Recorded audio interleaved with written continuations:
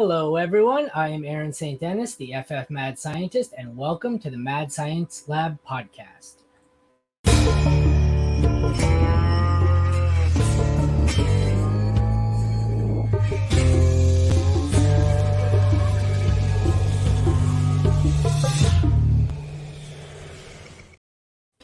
Today, we will be continuing on with our My Thoughts on My Team series. And here today to break down the Jacksonville Jaguars is Drew Davenport. Drew, thanks for joining me. It's a pleasure to have you. You bet. Thanks for having me on, Aaron. Well, would you like to tell everyone where they can find your work? Yeah, thank you. On Twitter, I think it's across the bottom of the screen there, but it's Drew Davenport FF. And you can find my podcast anywhere you find podcasts. It's called The Auction Brief. In fact, I'm getting ramped up to drop my first episode here in the next week or two because it's basically a draft show. So we go hard every week with a different guest from now until right up until the first games. So those are the two big things. And I'll be also running out of Patreon this summer for some enhanced level content. Plus, you can find my writing at Football Guys. So That's that. You are a busy, busy man, hey? You bet. I try. Well, then let's get you back to your things and we'll get right into it here. Bring up my little graphic. These are the rosters taken from ESPN. This is the Jacksonville Jaguars. We should hope there's nothing to see here in this quarterback room. Starting quarterback Trevor Lawrence. Depending on who you are and where you rank them, anywhere between QB 6 and QB 10. And CJ Beathard is the backup. Not much to see here besides Lawrence. What are your thoughts on Lawrence in the, I guess the ceiling for him this season? Yeah. Well, I'll tell you what, I got a lot on Lawrence because he is one of the guys that I saw playing at the end of the year last year that I was blown away. And I'll say this, after his historically bad rookie season, and when I say historically, that would he have 12 touchdowns last year? I was really concerned. But that was such a toxic situation. And kudos to the people who were back in on him last year. The light really turned on partway through the season. So I did a little looking into some of his splits. Now, I looked at his fantasy production alone. I've got some other statistics to talk about, but his fantasy production alone, it was like night and day the first half and back half of the year. Because the first half of the season, now these are 6-point passing TD numbers. And actually, I think that works against him a little bit because he had 5 rushing touchdowns. So in a 4-point league, these are probably even better. But he was QB 18 the first 8 weeks of the season. And for week 9 on, he was the QB 6. So it was a huge change for him. The light went on, and he just looked like a completely different quarterback. He got the help he needed from his coach, and he took off. You know, he had a 4.3% TD rate last year. He only threw 25 touchdowns. And it's interesting because Pro Football Focus, they have, under their fantasy section, they have expected fantasy points. Yep. And I love expected fantasy points because I don't think a 4.3% TD rate is that high. Now, it's about league average. I mean, you're right around that 4%. Yeah. But I think that there's room for improvement there because he came from such an abysmal situation the previous year. You know, the 25 TDs, Pro Football Focus says he should have had around 30 or 31. So there weren't many people that threw more than 30 touchdowns last year. And Lawrence could have sniffed that for sure. And the weird thing is, they were 7th in passing attempts. I love that. But he had a really strong season on the ground as well, which is something that I did not know. I did not have a lot of Lawrence. I said that in my intro to talking about him because I was really scared off by how bad of a rookie season it was. So that was a miss by me. But he actually had 291 rushing yards and 5 rushing touchdowns. Now, I don't know if the 5 rushing touchdowns on that many rushing yards is sustainable. Probably you're looking at more like 2 or 3. But still, he can run. And I think that all arrows are pointing up for him. He threw 6 of his 8 interceptions in the first 8 weeks of the season. He only threw 2 the rest of the season. And he played some tough pass defenses near the end of the year. The Jets, the Cowboys, and he had good games against them. So I think the arrow's pointing up. Absolutely love Trevor Lawrence heading into this year. It's truly amazing the difference between Urban Meyer and Doug Peterson. You just think, NFL caliber coach, they all must be good at their job, but it was just night and day. It's like 2 different quarterbacks there. So, Absolutely. He's someone, like I said, he's typically being found closer to QB 12 in drafts than QB 6. So he's definitely someone I've got quite a few shares of because I think he's being undervalued. I agree 100%. And I hope that doesn't climb this summer because it might. But I mean, we're talking about like they added Calvin Ridley. They, they added a tight end in the second round. They added a running back. Like this offense is not going to get worse. It's going to get better. So you ought to be all in on Trevor Lawrence if that's the case. Well, let's get into some of that offense. I'll run through the running back room here quickly. We have Travis Etienne listed as the starter. They didn't really have a set backup. It looks like it's a competition between the rookie Tank Bigsby, the recently acquired Jermichael Hasty, and Dearness Johnson, who I really liked in Cleveland when he did get his, limited opportunities. I think he had one or two games where Hunt and Chubb both went down, and he just looked awesome. Tank Bigsby was someone I really, really liked throughout the pre-draft process. I don't know. How do you see this breaking down? Like, I don't think they take away the job from ETN, but I definitely think there's some talent here between Johnson and Bigsby to definitely cut into his workload a bit. Yeah, I think that's a problem for Etienne, but I also think it's a problem just in general because this backfield, we know who the head coach is, and that concerns me a little bit because last year Etienne had 255 touches, so 220 carries, 35 catches, and that's about right where I want him. I want him right about 250, but I'm concerned that that's going to go down just a little bit because like you said, I really like Dearness Johnson. I think he is a strong pick to be the guy who comes in second. But also that this is the backup situation is absolutely loaded. Yeah. I like Tank Bigsby as well. He's got some really decent draft capital there with the second round. Or was it second or third? It was third. Charbonnet was the only one taken in the second. He must have been third. Yeah, Brenton Strange was in the second. But and then they made sure you said second. Strange really went in the second. I forgot that. Wow. Yeah. That's yeah. Wow. And then they made sure that they kept Jermichael Hasty too. Yeah. I mean, that's not an accident by the team that they like him. He played a lot. And I think people were like, nah, it's going to be Snoop Connor. It's going to be – they like Hasty. So this situation is a morass. I'm worried about it. The thing is, though, Etienne, man, was he good last year. On only 220 carries, the guy – I was surprised by this. If you had asked me how many rushing yards he had, I would not have got this right. He had 1,125 rushing yards. His expected rushing yards by Pro Football Focus was 907. So that's just a monstrous number. The only other guy close to that was Nick Chubb, and strangely enough, Miles Sanders was in there too. So, their run blocking was absolutely atrocious. PFF has them ranked as the 30th ranked run blocking team. So what Etienne did behind a terrible run blocking line, it's impressive. With only 220 carries is really impressive. So I want to tell people to avoid Etienne, but I can't because I think that if that line gets any better and if he still gets 225 touches, I want an electric guy like that on my team. It's only going to come down to ADP for me and him. I can't see anyone cutting into Etienne's pass game role. Do you think Bigsby or Dearness Johnson, whoever gets the backup, maybe cuts into a little bit of the early down role, to lighten it? You don't want Etienne doesn't seem like someone to me who you would want with 85% share. What do you think? No. Yeah, I agree. And his 255 only has 35 catches. I'd really like to see him have 45. Yeah. I'm not greedy. I don't need 60 catches, even though I think he'd be lightning with 60 catches. I think he could handle it. I think he could. I'd rather see him have 150 carries and 60 catches, but that's neither here nor there. I'm fine if the guy can get me 45, that's great. Yeah. I don't know if that's possible or not. I mean, I'm looking here at the depth chart and I'm thinking I don't really want to project him for much more than 35 or 40 catches again.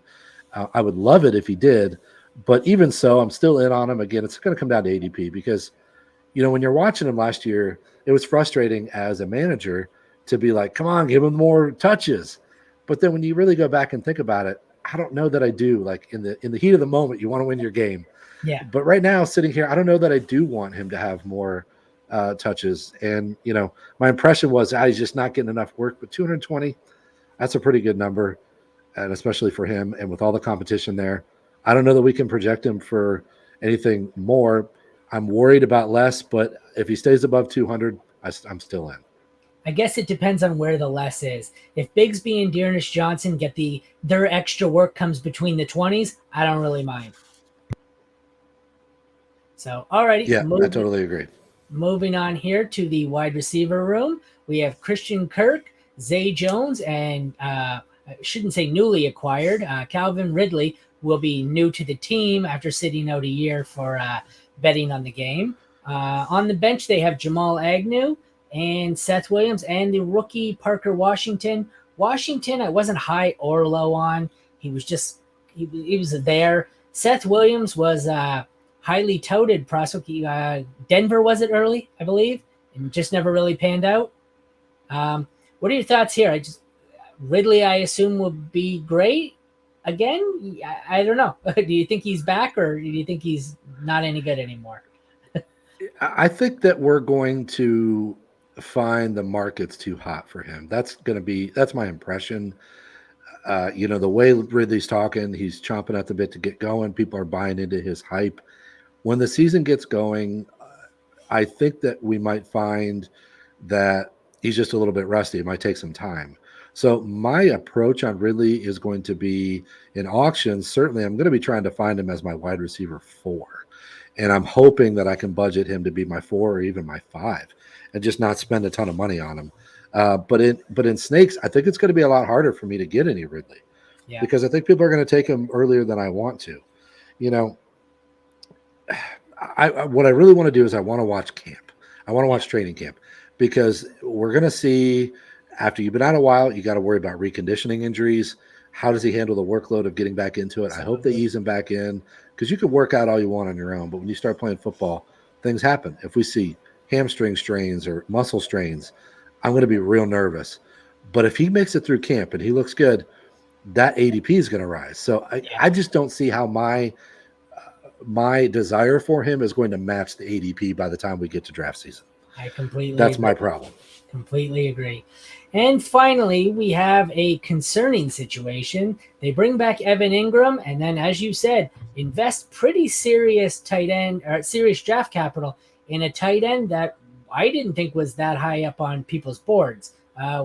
What do you think here? That kind of worries me for the outlook on Evan Ingram. Just grooming it into the future, maybe? Yeah, I think that's more of a future move. I really do. They tagged Evan Ingram. He hasn't signed it yet. That's a little nervous, but I think he's going to sign it. And I think that we're talking about a redraft. If we're talking about redraft, I'm absolutely good with Evan Ingram this year. He was an interesting guy because he really took off when Trevor Lawrence took off. Over the first 8 weeks of the year, he was tight end 10, which is still fine. That's a back end tight end 1 in PPR leagues. But then over the second half of the season, he was tight end 4. And what's weird is he had from weeks 9 to 12, that's 4 weeks. He had a bye, and he scored 7.6 total PPR points over that 4-week stretch. So what that means is from weeks 13 to 17, he was the tight end 1. And that's the upside that he has. And I'm not calling him as the tight end 1. But what I'm saying is I think he's going to be back. I'm not too worried about a rookie taking enough catches. No. If he does, the rookie 20, 30 catches, that's fine. I don't care. I still think Evan Ingram's going to be fine. I'm worried again about his ADP. The way he finished tends to stick in people's minds, especially that 39-pointer he dropped in week 13 or something. Yeah. That week. Yep. Yeah. And you remember that. And you're like, look at what this guy could do if they just used him. Yeah. But he has that tendency to disappear. But I think that tight ends are just such a crapshoot, and they were so bad last year that I think it'd be silly not to look at a guy like Evan Ingram and be in on him if he's a reasonable price. If people are too hyped up, then it's easy to move on because he's not really a guy that I'm planting my flag on. But I do think he'll be back, and I'm happy about him. I'm not too worried about the rookie.